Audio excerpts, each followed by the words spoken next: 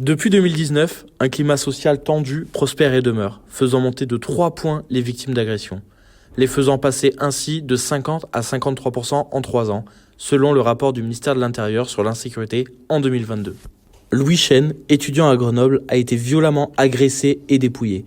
Il se livre dans un témoignage bouleversant face caméra. Donc ils ont commencé à me courir après et ils m'ont rattrapé et ils m'ont mis par terre, ils m'ont mis une balayette.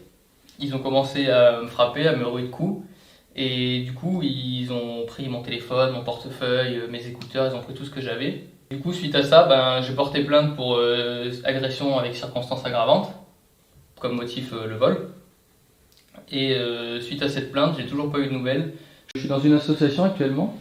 Parce que suite à cette agression, c'est un peu compliqué pour moi d'en parler. Là aujourd'hui même, ça reste compliqué. Une situation qui peut malheureusement arriver à tout le monde, n'importe quand, pour des motifs divers et variés.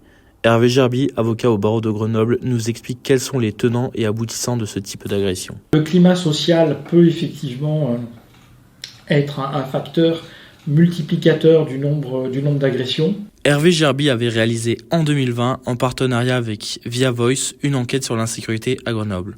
Selon l'étude, près d'une personne sur 2 ne se sent pas en sécurité à Grenoble. L'enquête de victimation, c'est d'appréhender le sentiment d'insécurité d'un groupe donné. Donc, en l'occurrence, c'était la population grenobloise.